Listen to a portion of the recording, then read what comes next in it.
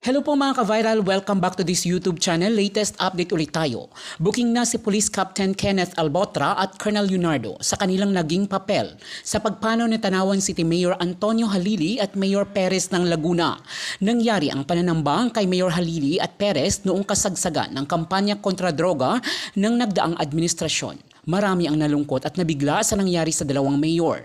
Base sa naging pahayag at affidavit ni Colonel Riena Garma sa Quad Committee ay pinangalanan niya si Police Captain Albotra na may kinalaman sa nangyari sa pumanaw na mayor. Sa pagharap ni Captain Albotra sa Quad Committee ay hindi tinanggap ng komite ang mga rason at alibay ni Albotra na wala ito sa lugar nung nangyari ang pananambang dahil ayon sa mga magigiting na congressmen ay maaari itong nag-utos o nag-hire ng tauhan na magsasakatuparan ng plano kina Mayor Halili at Perez.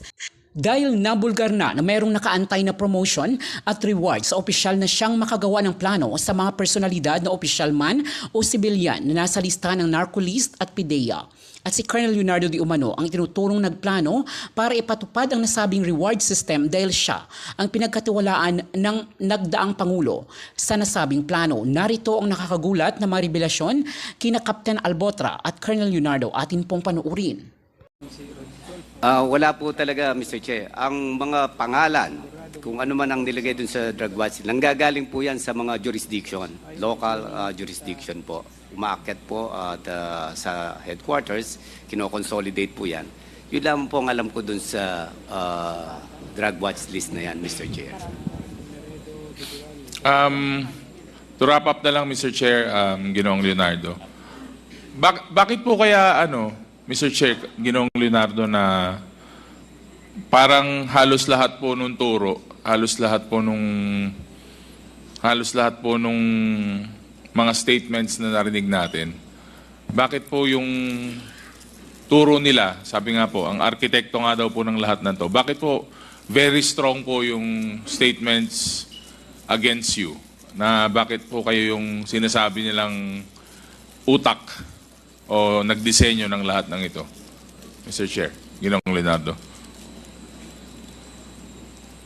Actually po, nag-attempt lang po kami na mag-suggest yung task force nga na yon na hindi naman natuloy. So, kasi nga po, hindi siya applicable dyan sa, ang nasunod po ay yung double barrel po talaga. Hindi po natuloy yung sinasabi nilang inarkitekto ko na task force. Wala pong nabuong task force. At yung mga pangalan na binabanggit, hindi nga rin po natuloy. So, hindi rin po sila na nagamit or na wala po. Plano lang po talaga yun, Mr. Chair.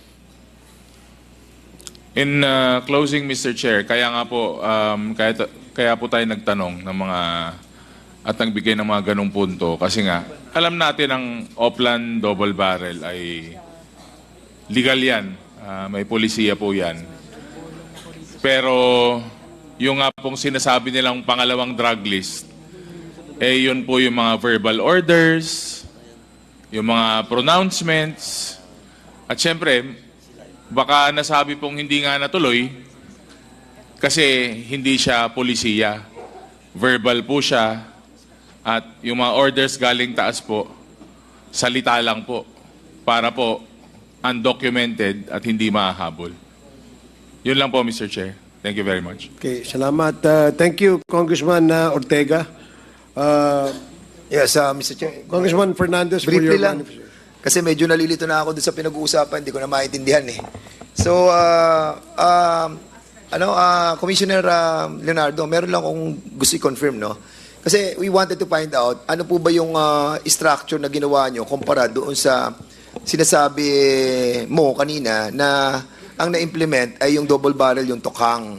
So, ano ba pagkakaiba noong structure na pinropose mo compare doon sa na-implement ng ating pong dating administrasyon? Actually, gaya po ng nabanggit ko kanina, Mr. Chair, kami po ay nagplano lamang. Actually, Hindi nga, ano po yung plano? Kasi kanina, panay ganun nga nadidinig ko sa iyo eh. Okay po. Nagplano kami, ganun. Ano ba yung plano? Ano ba yung structure? Ang plano namin ay mag-create po ng task force na Okay. hahawak po sa Luzon, sa Visayas, at saka Mindanao. Ano gagawin? Ang gagawin po sana namin, na merong in charge sa Luzon, merong in charge sa Visayas, may in charge sa Mindanao, para tumulong po sa yung kontra droga, Mr. Chair. So anong pinaka-plano? So may restructure o merong Luzon, Visayas, Mindanao. So tapos Paano ini-implement? paano nyo i-implement? Halimbawa, may head doon. O, paano ngayon? Kami po kasi parang nung time na yon, sabi ko nga po sa unang statement ko, we were then nag-isip na baka applicable ito. Pero apparently hindi pala po pwede dahil ang Hindi, Colonel Leonardo, wag mo kami confuse. Kasi ako, totoo, kanina ko pa pinakikinggan yung mga usapan nyo eh. May plano, hindi tinuloy. Ang tinuloy yung tokhang, saka yung double barrel. Pero hindi ko masakyan kung ano yung hindi na-aprobahan sa structure mo. Kasi sinabi mo, Luzon, Visayas, Mindanao, ito ang plano, kailangan war on drugs. Ano yung plano? O ito yung mga tao sa Luzon, Visayas, Mindanao. Ano yung binuong mga tao? Anong order? Paano gagawin? Di ba? Kasi merong kasing oplan sa kain tokhang, di ba? Na kinuway sa mga badak. At tapos, yun yung mga inoperate. Yung iba na rekomendado ng badak ay dinadala doon sa rehabilitation center. Di ba? Yun yung plano ng kami. Ako nga, naging mayor eh. Yun ang naging tema ng aming polisiya sa gobyerno eh. So, ang tokhang, saka yung double barrel, ay kinukuha namin yung mga yung listahan sa bawat barangay. O pagkatapos, na lista, pinupuntahan ng mga barangay captain, kinakausap, pag napatunayan ng mga addict dahil meron tayong drug testing, ay dinadala namin sa rehabilitation. Pag pusher naman, dinadala namin sa Balay Silangan para i-rehab din sila. Yun, yung pinakita sa atin. At yun ang sinunod namin, ako bilang mayor. Ano yung plano na sinasabi mo? Hindi ko kasi maikumpara doon sa planong inaprubahan nila former PNP chief, yung oplan tokhang, saka yung double barrel. Ano yung pagkakaiba ng planong sinasabi mo? Actually, ang plano nga po, ganun din, mag-intensify conduct of police operation sa Luzon, sa Visayas, and Mindanao. Kaya lang po, nagkaroon nga po ng conflict dahil bumuo ang PNP ng Oplan Double Barrel. So, yun po ang nasunod. Yun na po. O yung intensified kasi na police operation, it's all the same with the Oplan tokhang eh, saka yung sa double barrel eh. Anong pagkakaiba ng structure mo na hindi na-aprobahan yung structure mo? Same mission po sana na maging intensified po yung campaign against po dito sa... Do you think that the project ng nila General Batonon ay hindi ganun ka-intensify? Because if I remember it right, it produces fear, takot sa lahat ng mga public official and also the people of the Philippines. Natakot tayo, sumunod nga kami. Nagsunudan tayong lahat eh. Now, tell me, Commissioner Leonardo, hindi mo pwedeng sabing intensify eh. Ano yung plano na in-offer mo? Actually nga po, ang plano namin ay tumulong to intensify yung anti-illegal drug operation. Ang plano namin sa Luzon, sa Visayas, and Mindanao. Kaya lang po, hindi na pala applicable dahil sa sobrang laki, sobrang dami. Tapos ipinasok nga po itong pag-upo ni Chief PNP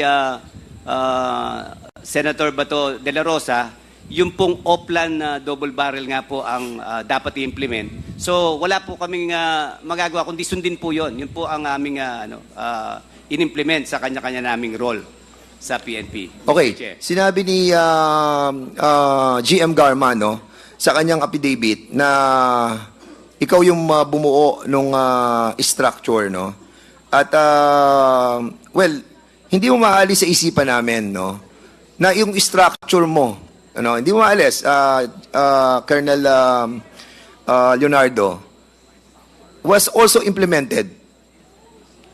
Alam mo yung plano mo na sinunod, like for example, what happened to the different parts of the country, aside from the tokhang, aside from the double barrel, there was indeed, no, nakita natin na mga namamatay sa buong Pilipinas. And it was recorded, no, na halos lahat ng mga namamatay na katulad dun sa nangyari kay Mr. Tony Halili ng Tanawan at nangyari doon sa mayor ng Los Baños.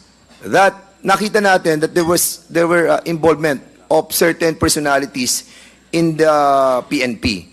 Doon sa binanggit ni GM Garma, and this was also napanood ko rin sa interview with PRRD ni Secretary Panelo na kaya ka napili magaling sa pera. Yun yung na yun yung nabanggit eh. And will you confirm this, GM Garma, na binanggit mo na magaling sa pera? Nung tinanong kita kanina, sabi mo, hindi mo na matandaan. I'm referring po sa exact date po, Mr. Chair.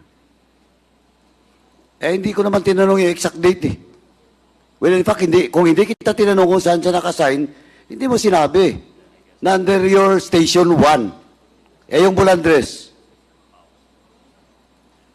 During the time, Mr. Chair, nung nangyari po yun kay Eugene, Sandali, tapusin mo na. After nung Calamba, saan siya na-assign?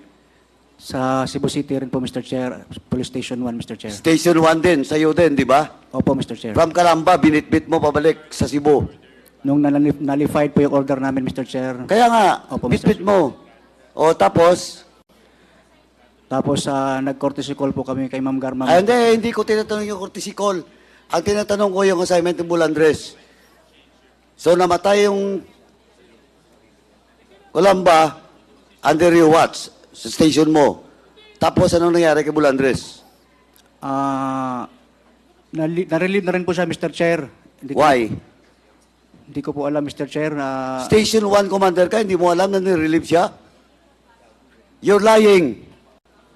Hindi ko po maalala, Mr. Chair, kung bakit Nako, siya na-relieve. huwag tayo maglokohan dito ha. Bata mo yung dalawa, bit-bit mo pa Calamba at then bumalik ka sa Cebu tapos mo hindi mo alam. Why they were relieved? Ang alam ko po, Mr. Chair, na-assign, bumalik po siya sa Negros, Mr. Chair. Ang tanong nga, bakit siya nirelieve? I have no idea, Mr. Saan siya Chair. inassign? Sa Negros Oriental. No idea po, Mr. Chair. Kung Mr. Chairman, itong si Albutra, kanina pa to eh. Napakasinungaling to, kung hindi mo makorner, hindi sasagot ng tama. Ngayon, bata mo yung dalawa, tapos hindi mo alam.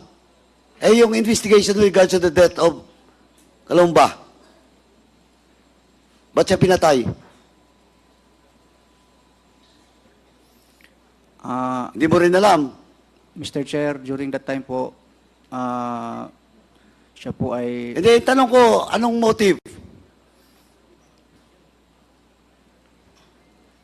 Ang kwento po nun, Mr. Chair, Anong motive? Pulis ka, hindi mo alam? Bata mo, hindi mo alam? Hindi mo man lang chinek kung anong motive? I have no direct idea talaga, Mr. Chair. Mr. Chairman, now I move to cite in contempt Captain Albutra for lying in this committee in violation of Section 11, Paragraph C of our rules. So move, Mr. Chairman. Second There is a motion. motion. Captain Alborta telling you about what he told you. Do you have any ulterior motive My on that? only motive, Mr. Chair, is to tell the truth. Oh, the only motive, Mr. Chair. Captain Albotra, is to tell the truth. Now, let me also ask you, Colonel Garma, why do you think that Captain Albotra told you that kind of a story? I think in confidence, Mr. Chair, and perhaps impress me that he is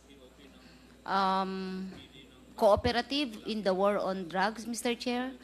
I think that is his intention during that time. Captain Albotra, I think it's good for you to tell the truth to us now. Because look, it is her telling you that you're lying.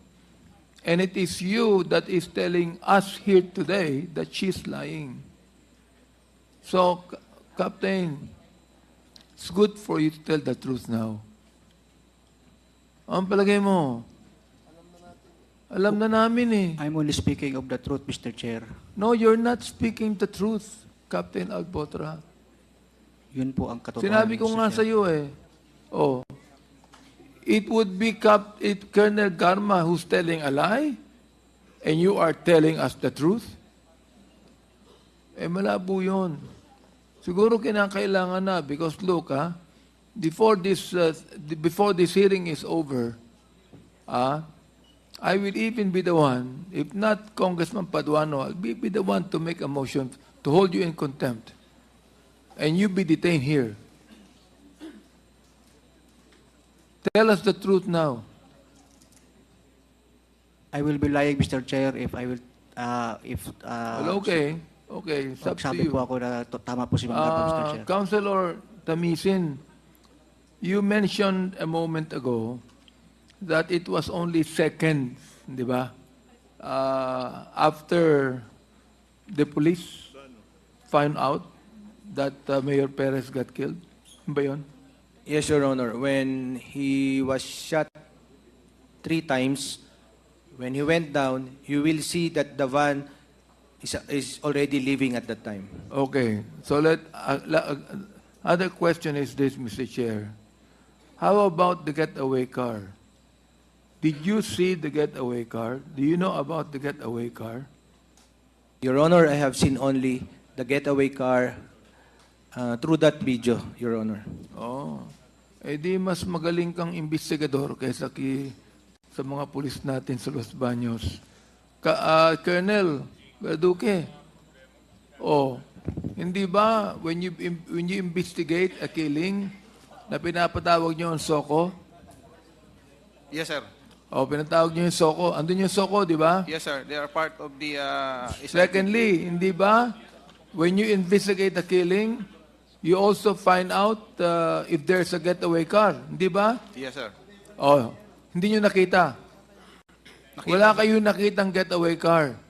Meron, sir. Yung nasa video, sir, So, anong ginawa nyo? Hinabol mo nyo ba o anong nangyari? there were several follow-up operations, sir, to...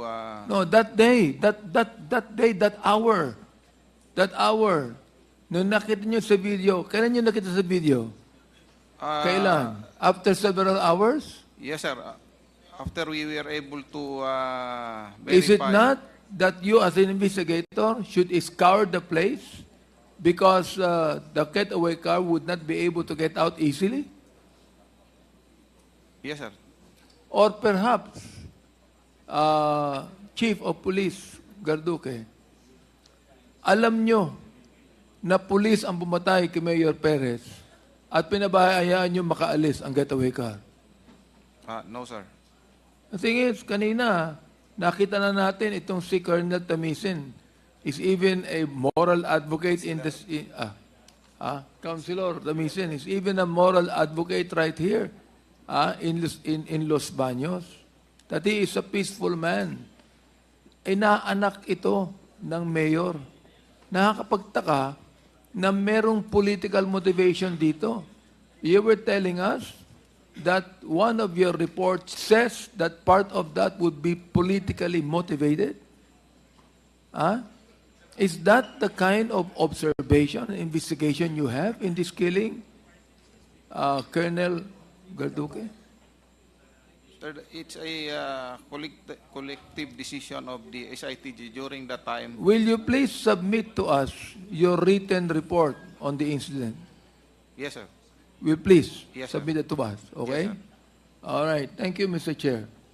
Chairman, Thank you, Congressman Abante. Congressman Acop, you're recognized. Thank you, Mr. Chair. Pwede po bang i-move na imbitahin natin sa susunod na hearing yung DPRM para ibigay sa atin yung PDS lahat ng mga pulis na involved ngayon? The former provincial director of the province of Batangas when Mayor Halili was assassinated, I think it was Police Colonel E.Q. Quilates, the COP of Tanawan during that event. The same with Los Baños. And the members of the SITG created by the Region 4A to investigate the matter and to bring with them the respective investigation report. May I move also to invite the regional director during that time.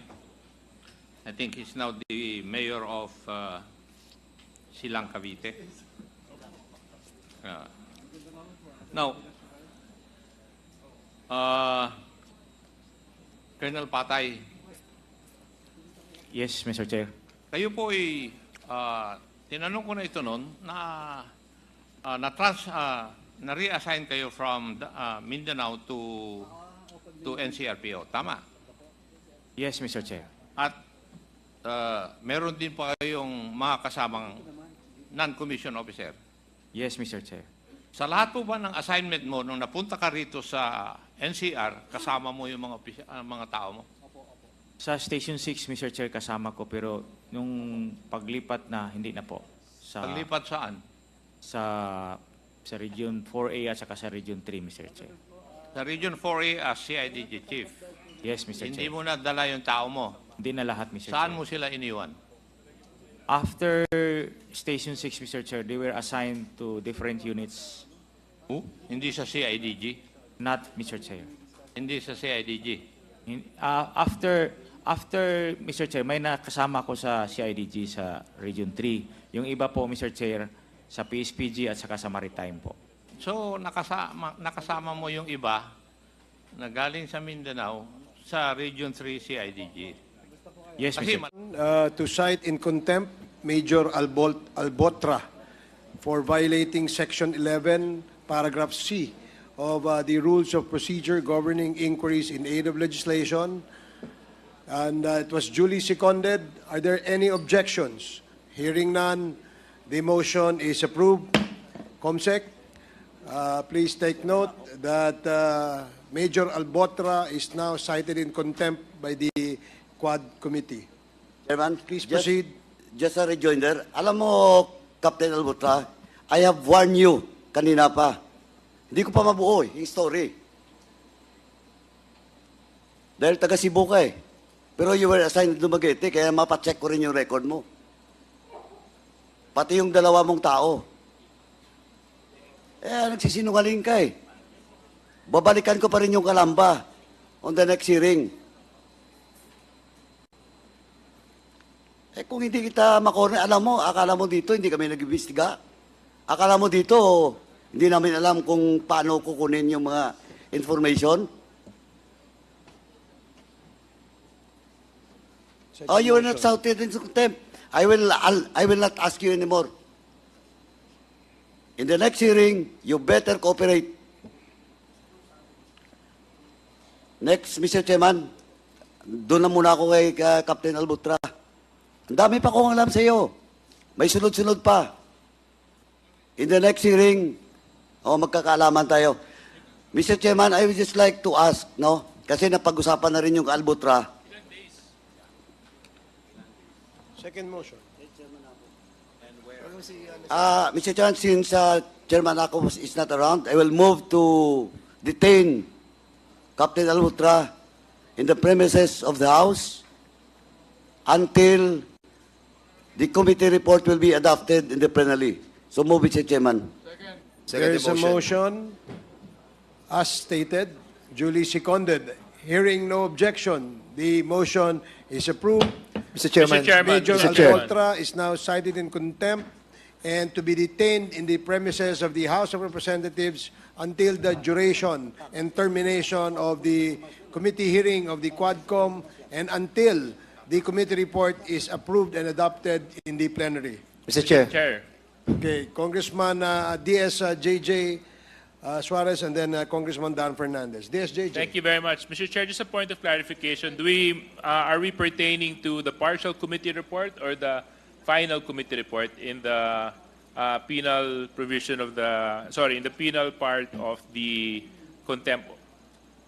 Or the, Final. What is the pleasure of the movant? Final, Mr. Chairman, until the committee report will be adopted in the plenary, as I've said, Mr. Chairman. Thank Okay. you. Until the The final and complete committee report. until the committee report is approved and adopted in the plenary. Thank you very much, Mr. Chair. Mr. Chair. Now, Congressman Don Fernandez. Captain Alboltra, we were so lenient for so many hours with you. And by citing you in contempt, at the end of the road, you will be thankful with this Quadcom. Because it is your safety that we are after for. Sana, lagay mo sa utak mo yan. Yun lang po, Mr. Chair. Maraming salamat po. Thank you, Congressman Don Fernandez. Now, Congressman Paduano, you may proceed. Thank you, Mr. Chairman. Anyway, pinag-usapan na rin yung Region 7. Can I ask Colonel Grijaldo to take the seat? Colonel Grijaldo. After ni...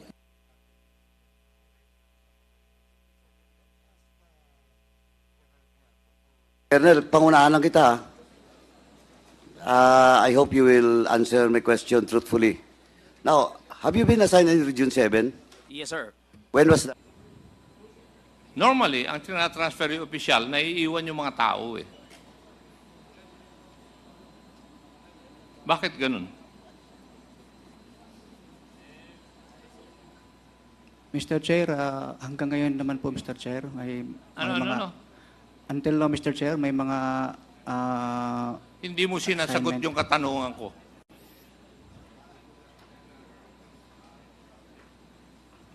Pardon, Mr. Chair. Ang katanong ko sa iyo, bakit ikaw, hindi ba normally ang opisyal, pag tinatransfer from one position to another, especially outside the region, mag-isa lang siya. Maliban lang kung may gagawin sa lugar na yon. Or mayroong rason kung bakit kailangan niya, yung tao niya, nakasama niya. Yes po, Mr. Chair. Ha? May rason po, Mr. Chair. May rason. Yes, Mr. Chair. Ano kaya yung rason na yon? Bakit sinamahan ka ng dalawang tao mo? Mr. Chair, ako po mismo ang nag-request sa kanila, Mr. Chair, kung papayag sila kasi... Hindi yun ang tatanungin mo eh. Ang tatanungin mo yung commander mo kung papayag na mawalan siya ng dalawang tao. Kasi normally, ang kwan doon is pag nawalan ng PNCO yung isang unit, may kapalit dapat. Yes, Mr. Chair. No, kaya nga.